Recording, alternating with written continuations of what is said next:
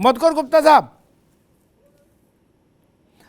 सरकारी कागजों में क्या लिखा है वो अलग विषय है, लेकिन आम जनता का अनुभव ये है इस देश में और इस प्रदेश में कि नोएडा विकास प्राधिकरण जैसी संस्थाओं में बिना मिठाई के कुछ नहीं होता और बिना लखनऊ के कुछ नहीं होता।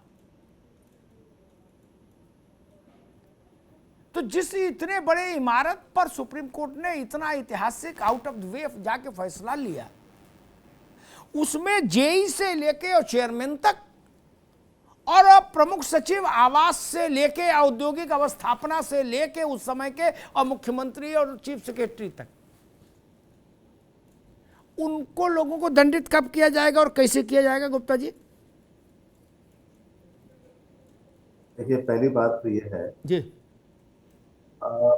अगर हम अर्बन डेवलपमेंट के इतिहास को देखें सारी दुनिया में, तो ये सब चीजें अमेरिका में, दूसरे विकसित देशों में भी पहले बहुत रूटीन में हुआ करती थी। वहां पे भी कोर्ट्स ने जब प्रसंज्ञान लेना चालू किया, सख्ती करनी चालू की, जैसे अब सख्ती की है हमारी कोर्ट्स ने, हाई कोर्ट ने, सुप्रीम कोर्ट ने, एक मिसाइल कायम की है कि ये सब चलने वाला नहीं है। आपने जो कहना था, मैं तो पूर्व प्रशासनिक अधिकारी हूँ, मैं वो सब नहीं कह सकता हूँ जो आपने कह दिया, पर विदित है, ये जाहिर है, बहुत सारी चीजें कहने की जरूरत नहीं होती है परोक्ष रूप से, पर जाहिर है कि जो भी हुआ उसमें काफी लोगों की जिम्मेवारी है विभिन्न जगह पे जी। अब उसमें जब तक ये सब जो कोर्ट्स है, हमारे देश की हाई कोर्ट है, सुप्रीम कोर्ट है, जब तक वो प्रसंज्ञान लेके फैसला नहीं करेंगी, सख्ती नहीं करेंगी, तो इस तरह की चीजें जारी रहेंगी। तो पहली बात तो यह है कि एक मिसाल कायम की है, एक मापदंड, एक यार्डस्टिक जो है, एक बेंचमार्क कायम किया है हमारी कोर्ट्स ने कि ये सब चलने वाला नहीं है, ना केवल नोएडा के लिए, सारे देश के लिए। इसकी ये जो गूंज है, ये जो आवाज है, गुप्ता जी ठीक है, आपकी बात अच्छी है और बड़ी गंभीर बात आपने कही जी। दूसरी बात मैं उसी पे आ रहा हूँ। जी, इसके साथ साथ देखिए, हमारा देश की जनसंख्या बहुत है, हमारे साधन लिमिटेड है। अब सही गलत ये इमारतें बन गई हैं, क्या दूसरे विकल्प खोजे जा सकते? जी, ठीक बात गुप्ता जी, ठीक है, इस पर आएंगे। ये आपने सवाल खड़ा किया है, मेरे जहन में था सवाल, आपने अच्छी बात कही। इस देश की समस्या ये है, ये इमारतें किस सोच के चलते खड़ी हो जाती हैं? जितने भी भ्रष्ट लोग होते हैं वो कहते हैं अरे बना लो यार, एक बार फिर कौन गिराता है, ये एटीट्यूड, ठीक, ले देख निपट लेंगे हैं। और जो और चतुर होते हैं वो कहते हैं यार लोग बसा देना, उसके बाद जिंदाबाद मुर्दाबाद आदमी खुद कर लेगा, हमें क्या करना है। इसमें मैं तो बोला सरल हिंदी में कहते ताहिर हसन, इसमें नेताओं के सेहत पर एक फर्क नहीं पड़ा। नेताओं की मिठाई इस 12 साल 14 साल पहले पहुंच गई थी सब, इसकी क्या ये गिरे, ये बना रहता और नेता से क्या फर्क पड़ रहा? कोई नहीं। नोएडा से लेके लखनऊ तक जितने मिठाई के हितग्राही होंगे उनकी मिठाई पच गई होगी। आज का मामला है क्या? 19 साल पहले का मामला है भैया। आप सुप्रीम कोर्ट इसको गिरा, डायनामाइट लगा दिया, अच्छा है ना लगाता, और क्या फर्क पड़ रहा? बाबुओं की सेहत पे क्या फर्क? चपरासी, नोएडा विकास प्राधिकरण का चपरासी से लेके मोहिंदर सिंह तक सब मिठाई खा लिए, पच गई, डकार नहीं आई क्या? अब ये भी इमारत रहे जाए, मोहिंदर सिंह की सेहत पर क्या फर्क बताओ ना हमको। तब क्या किया जाए ताहिरा जी? जी बिल्कुल। मर वो आदमी रहा है जो बैंक ऑफ बड़ौदा से लोन लेके धक्के खा रहा है, इमारत फ्लैट बुक करा के, मध्यम वर्गीय। मैं इस नोएडा में 30-35 साल से हूं, नौकरी कर रहा हूं। अब पिछले 10-12-15 साल से ऐसी स्थिति हो गई, लाखों की संख्या में बायर भटक रहे हैं, पीड़ित हैं, लेकिन हितग्राहियों के पास मिठाई पहुंच जाती है, होता जाता कुछ नहीं है बिल्डर के खिलाफ, ना अधिकारी के खिलाफ। ताहिर हसन? बिल्कुल अमिताभ जी, आपने बहुत अहम सवाल उठाया और बिल्कुल सही कहा आपने कि कल सारे टीवी चैनल्स पे लोग वो कैसे 9 मिनट में और 12 मिनट में इमारत धराशायी हुई उसको देख के ताली बजती रही। लेकिन ये किसी ने सोचा ही नहीं कि वो तमाम बायर्स जिनको राइट पे लिया गया, जिनको बेवकूफ बनाया गया, उनके बारे में किसी ने सोचा नहीं। उसमें से कई महिलाएं अपनी व्यथा बता भी रही थी। और ये जो गगनचुंबी टावर बने, ये भ्रष्टाचार जिस के एक पूरा बानकी है, जिसमें ऑफिशियल्स भी हैं, नेता भी हैं, बिल्डर्स भी हैं। और देखिए कोई ये एक दिन में नहीं बन गए। 2005 में अगर जमीन आवंटित हुई, उसके बाद 2009 में फिर कुछ प्लान में चेंज हुआ, फिर उसके बाद बनता रहा। 2012 में रेजिडेंट गए हाई कोर्ट, और उस वक्त आप ये सोचिए ये भ्रष्टाचारी नोएडा डेवलपमेंट के ऑफिसर और ये बिल्डर के साथ खड़े थे, उसको प्रोटेक्ट करने के लिए गए थे। उनके ऑफिशियल, उनके चपरासी वहां इसलिए जाते थे। इनको शर्म भी नहीं आई कि ये उस जनता के, अपने देश की जनता जिसने खरीदा है ये अपना आशियाना, उसके खिलाफ ये काम कर रहे हैं। ठीक है तायरा जी, और आज छोटी मछलियां पकड़ी जाएंगी, तायरा जी, बड़ी मछलियों का कुछ होने वाला नहीं। दोबारा आ रहे हैं आपके पास।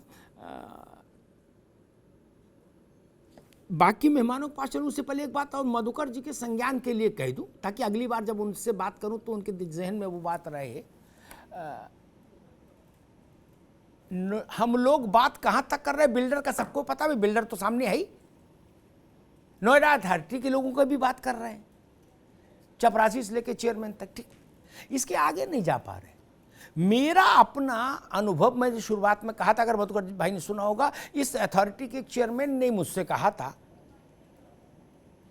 मैंने कहा इतनी फाइलें लगी हैं अर्श से फर्श तक, तुम लोग इनको निस्तारित नहीं करते आप लोग?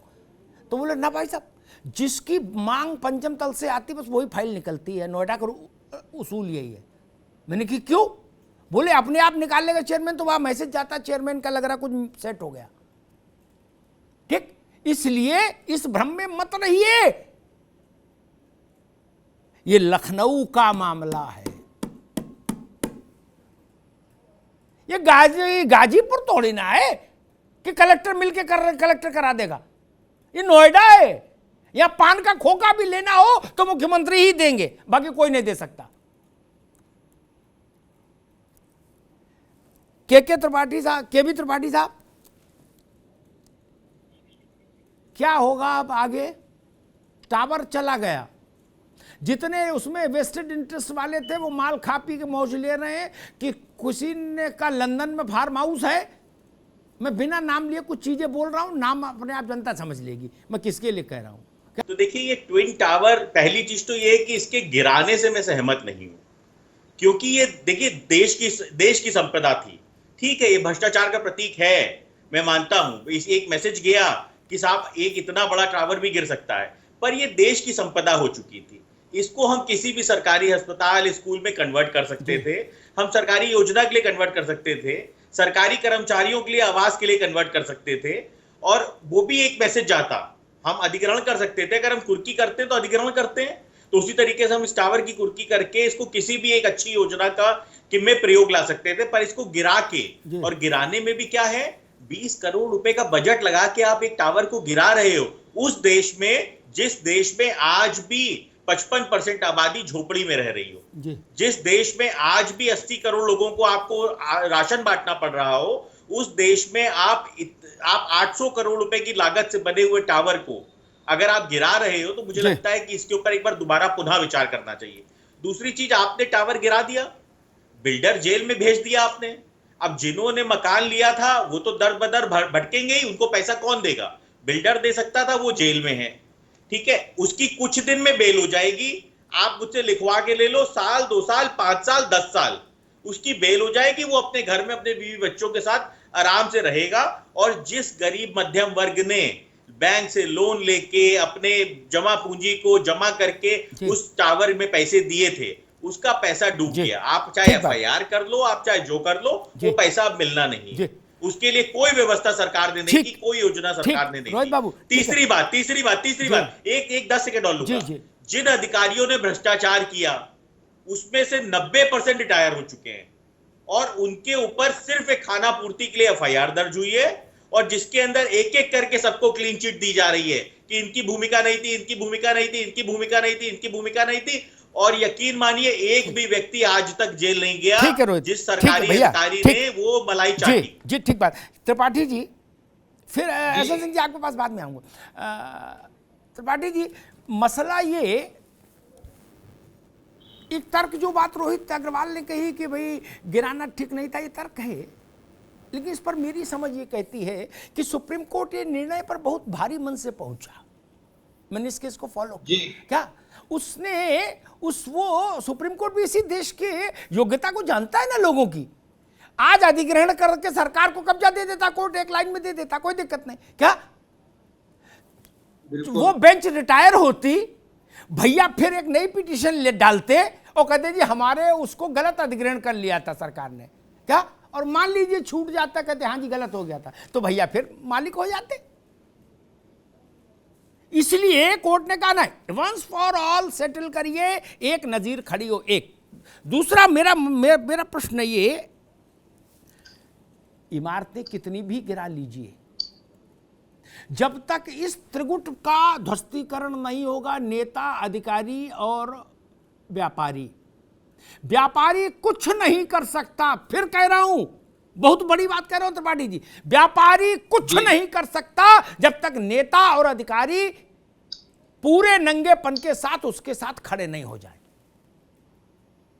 बिल्कुल सही बात है अमिताभ जी, आप जो प्रश्न उठा रहे हैं उसी के संदर्भ में बोल रहा हूं। सबसे पहले तो आपको बधाई, धन्यवाद। लेकिन जो आज का मुद्दा है इस पे हम बात कर रहे हैं कि कल जो इवेंट की तरह से ये घटना घटी, माननीय उच्चतम न्यायालय का आदेश था और उसके बाद पूरे देश ने, फिर भी आज इस पे हम बात कर रहे हैं, ये जरूरी है। दरअसल इसी तरह से ये टावर ढाए जाने की जरूरत है जो सिंडिकेट बना हुआ है, और वो सिंडिकेट बहुत मजबूत है। उसमें अभी भी जो इमारतें उसी नोएडा में बन रही हैं, उनमें भी कई ऐसे घपले पाए जा रहे हैं जहां सूटकेस पहुंचने के बाद वो इमारतें ओके हो जाती हैं, नक्शा पास हो जाता है और सारी चीजें ठीक होती हैं। कभी कभी तो वो नक्शा कार्यालय में नहीं पास होता, रास्ते में पास हो जाता है, और दिखाने के लिए साइट पे कोई आता है तो वो नक्शा पास दिखाई देता है, हकीकत में उसके पीछे का खेल होता है। तो सरकार से यही अपील है, ईमानदारी से, अगर जो माननीय उच्चतम न्यायालय ने नजीर पेश करने की एक बात कही कि एक ऐसा कार्य किया जाए जिससे नजीर पेश हो, तो सरकार को भी एक नजीर पेश करते हुए इस समय भी जो नोएडा में इमारतें बन रही हैं उन पर भी एक कार्यवाही करने की जरूरत है, और वहां देखे जाने की जरूरत है कि अभी क्या चल रहा है। अभी भी लखनऊ से नोएडा के तार बिल्कुल हॉटलाइन की तरह से जुड़े हुए हैं अमिताभ जी, और पूरी तरह से खेल और बवंडर चल रहा है। वोट बैंक साधने के लिए चाहे जैसे आप साधते रहे, लेकिन अभी भी नोएडा में जो और बिल्डर काम कर रहे हैं, क्या वो सभी दूध के धुले हुए हैं, और इस सरकार को उस पर बहुत सख्ती से निगरानी करनी चाहिए, तब आगे कोई दूसरा ऐसा इवेंट क्रिएट ना हो। ठीक भैया, मसला ये नोएडा का मसला वोट बैंक का नहीं है त्रिपाठी जी, ये नोट बैंक का मसला है। नोएडा वोट बैंक का मसला है गाजीपुर, देवरिया, बस्ती, कुशीनगर, पटरौना, एटा, इटावा, बदायूं। नोएडा वोट बैंक का को नहीं, नोट बैंक का मामला होता है यहाँ, इस बात समझो।